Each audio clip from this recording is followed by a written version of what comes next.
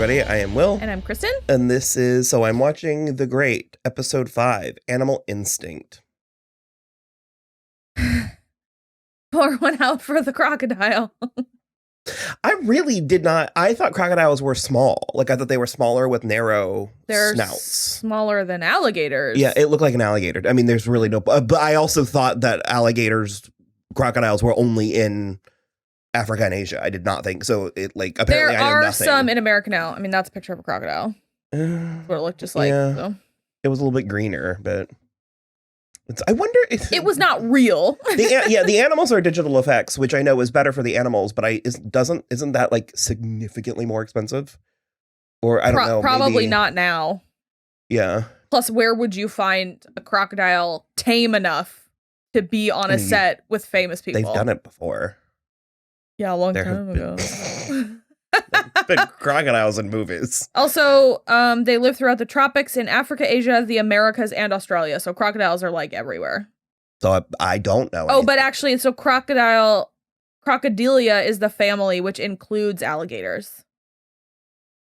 Okay. So like alligators are like types of crocodiles. Underneath crocodiles. Okay. Yeah. Not all gray things are elephants. There was a crocodile on the loose. Archie had released it. I didn't 100% follow that section of it. Maybe. Okay. Maybe. To undermine her or to try and corner her into... Like as a bargaining chip. Okay. Yeah. And then they got high and now they seem to be... They're on a little bit of an even thing. Mm-hmm. He like gave her mushrooms so that she could see God. They took mushrooms together. And she was like, I don't see an old man with a beard, but like... She absolutely does not need like an addiction or a problem, but she is the type of person that I think would benefit from more some drugs. Light psychedelics. Yeah. Just a little bit more drugs. I also wanted to mention, because we have literally not even said the name, but we do still have baby Paul in play. Oh yeah, she's still pregnant. And Peter is very, very much cares for Paul and talks to him. Yeah. Kind of yells at her stomach. He is just like oddly devoted. He also is taking more of Elizabeth's counsel about how to get her. It's not working, but it's also not 100% working. Elizabeth is such an amazing character. I love her. Because she tells him this story against his will. Yeah. About how she like enraptured his father by like making him desire her, but no, he can't have her. Yeah. And she did this by, at a party where he was regaling everyone with stories, she plucked a moth from the air and tore it apart piece by piece and ate it. While like maintaining eye contact with him.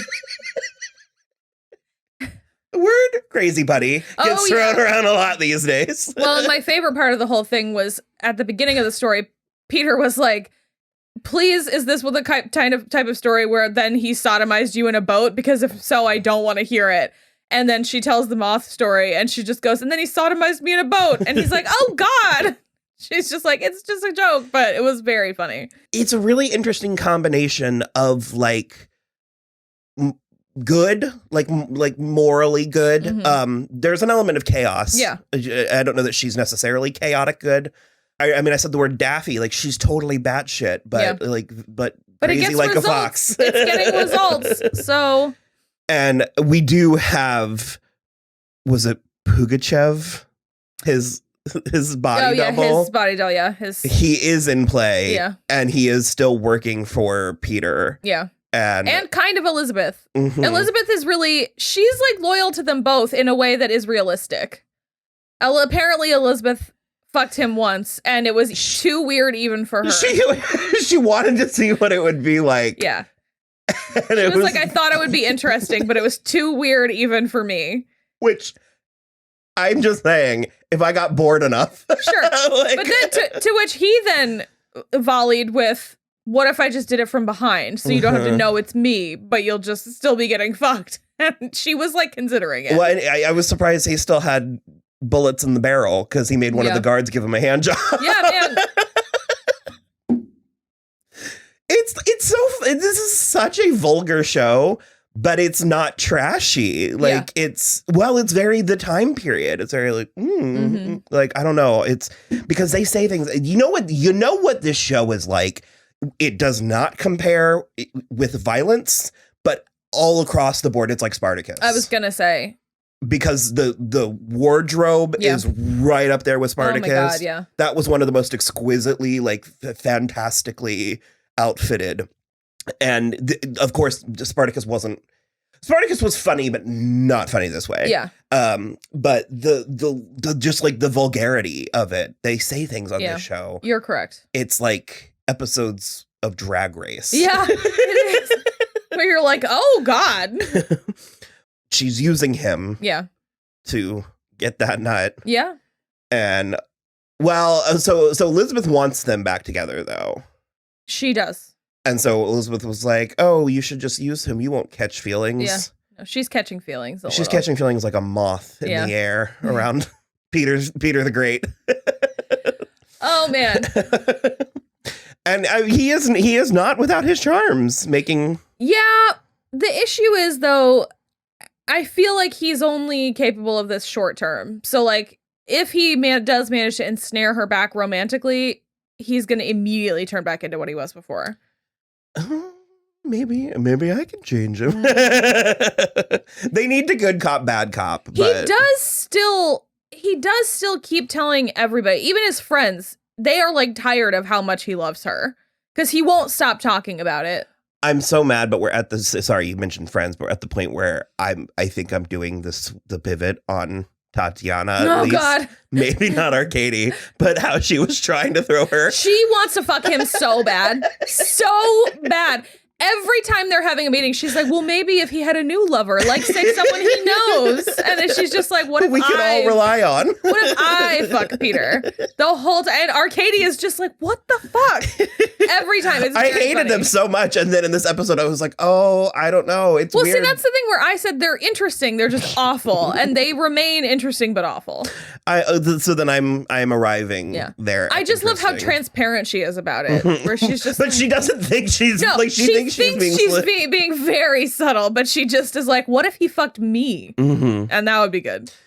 We have the Valamentov is bored, which is not always good. Certainly not for your military man. So we're working on that. We are working on that. Even he and Catherine came to a little bit of peace because we found out, or everybody found out that Sunduk was beheaded. We're still pretty mad about it, or sad about it, I guess. And so he was like, well, he thinks that the Ottomans did it in order to incite a war. And so he's like, we have to preemptively go after them. And Catherine I understand her, like, we don't need to be at war. I understand that.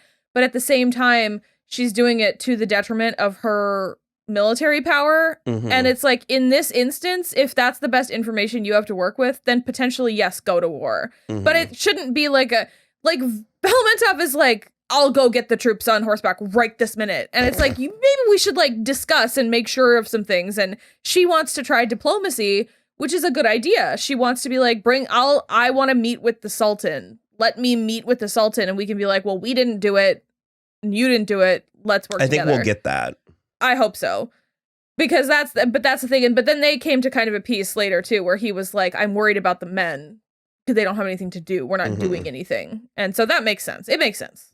We glossed over the crocodile. There were plots sort of woven through because it got Elizabeth. It like scratched her. Yeah. And now she's not fucking the doctor. Yeah. And she's given opium a whirl. It's been a minute. She just hasn't done it in years. I like how all of their omens were just sort of like horrible things happening to animals. Oh, yeah. Like, because everybody had one. Everybody had an omen because Muriel was like, the chicken covered in bees. Yeah. And it's like, yeah. Oh, God. And the donkey vomiting blood. Well, I loved her answer. He was like, what is a donkey vomiting blood if not an omen? And she was like, a very sick donkey.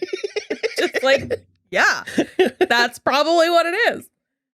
And we had a strange like D plot with Mariel and Shaky. It was funny. It got to an interesting place, but it's not immediately clear to me what purpose it's going to serve. I think Mariel just felt bad. Yeah. Because she was her like roommate. But Mariel isn't someone that her humanity wasn't in question there. Also, I feel like she doesn't have that soft of a heart. I think the issue is that none of the other ladies wanted her, so she was then like relegated to the stables where she's also like not, that's like not her. It was like a literal old maid who wasn't very good or charming, or she should have something. There should be something else she can do, like some sort of cleaning, like light dusting or something. I don't think she should be bringing in the tea service.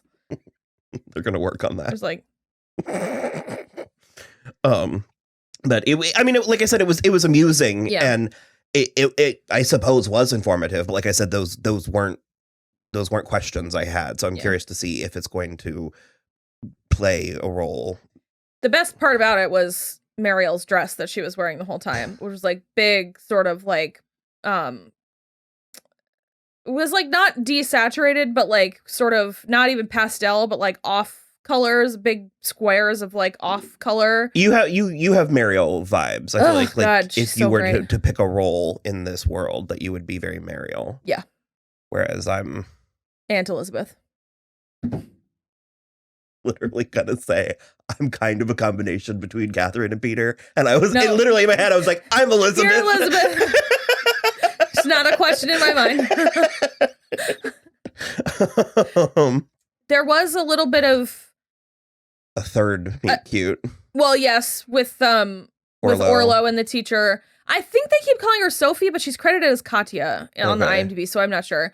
But no, what I was gonna say is the Archbishop and the Patriarchy, they both were saying that the crocodile was an omen, but like only Archie was doing it as like a pawn, like moving a pawn to like do it. But Father Basil was like sincere about it, and then he also was like, should I apologize to her for like going against her at that meeting? It was just like the two of them. Ideal. Yeah, the two of them still interacting is interesting to me because Archie cannot be fucked, and Father Basil is so without artifice that it's very funny to me. So I'm interested to see how that moves forward as well. Mm-hmm. Yeah, I forgot to mention last week, the previous episode, that Peter made Paul a teddy bear out of. I forgot too. Out of actual bear parts. And it was more horrific than it sounds. It was so bad. Well, it was like the head was the normal bear-sized head, but then he had like cut off all of the like legs were cut off at the like wrist of the bear, so it was really short with this huge head. It was so spooky. It's so funny. This show is too funny. Too funny. Too funny. The thing he was doing in this episode was sweeter. He was like painting the solar system. Oh, that was sweet. Yeah. It was coming from a place of... Well, but this was less hellish. He was painting the solar system on different sized eggs, which was very, as like a mobile for the, and I was like, that's really sweet. They're going to rot like in the baby's room, but it's like a sweet gesture. So yeah. All right. Well, we'll see you after the next episode. Yep. Bye.